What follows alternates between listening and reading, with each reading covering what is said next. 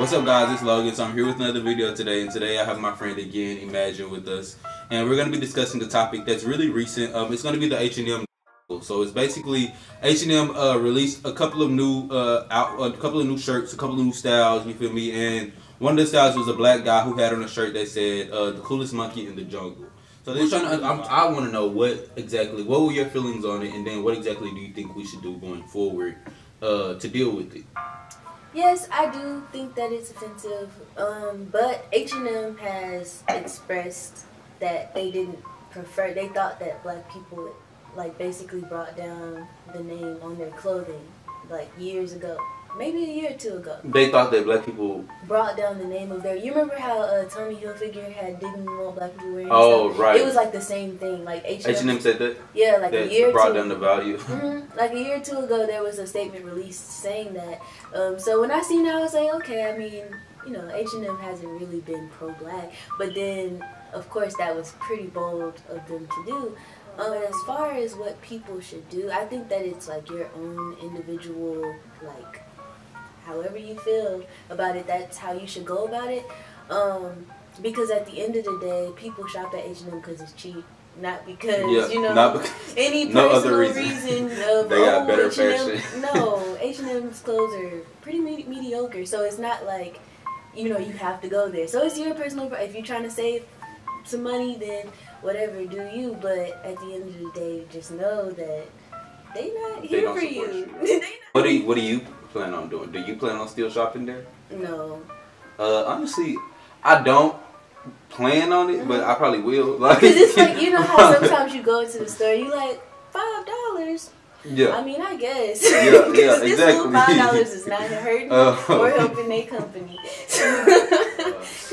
Another thing that I wanted to ask is for celebrities who have taken, like who is it, G-Eazy or The Weeknd, I believe, how they've like taken their collaborations with H&M back. Do you feel like that's necessary, or do you feel like that, because at the end of the day, obviously that's taking money out of their pockets, which they're celebrities, they're rich probably, but I'm just saying, do you feel like that's necessary, or do you feel like...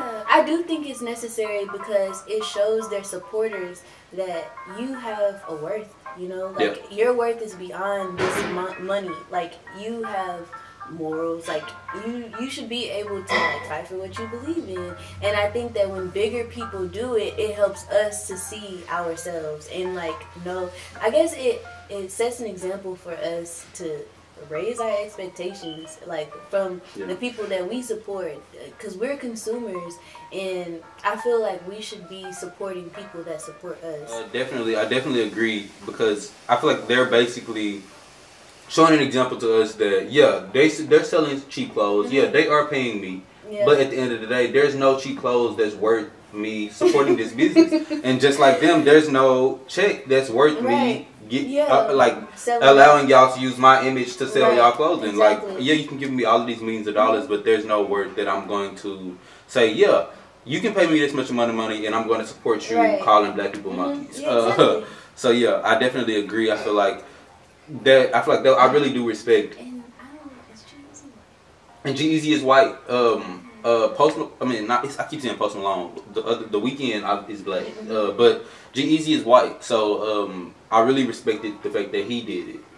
I literally just had the same problem, which I don't even know if I want to talk about it, but to where like I feel like I'm supporting certain people, and then I feel like they're not really supporting me back.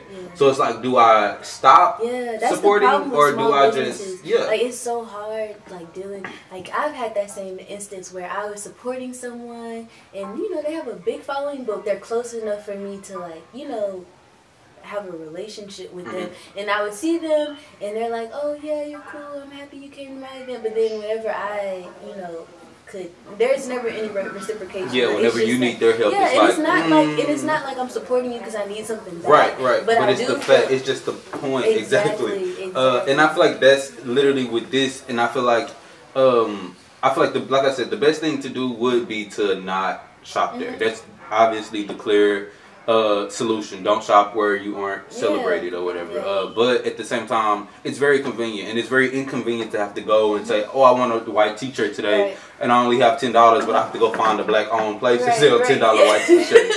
That's a little harder. So yeah, but social media is making it easier. A lot easier, right? Yeah. So if you can, you can look up. I think it's a Black Book directory, and those typically have like a list full of Black-owned businesses in your local area. I've seen a lot on Tumblr as well. Yeah. So if you have a Tumblr, search the tag Black-owned businesses. It's a lot of Black-owned businesses on Tumblr. At the end of the day, guys, yeah, obviously the clear solution is to not shop there, but obviously at the same time that's very inconvenient. So just do what you got to do. At the end of the day, just be mindful that these people do not support you. At the end of the day, don't be ignorant to that.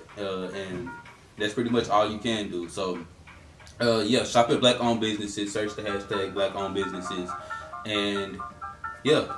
So that's it for today's discussion. We'll see you guys in our next video, and peace.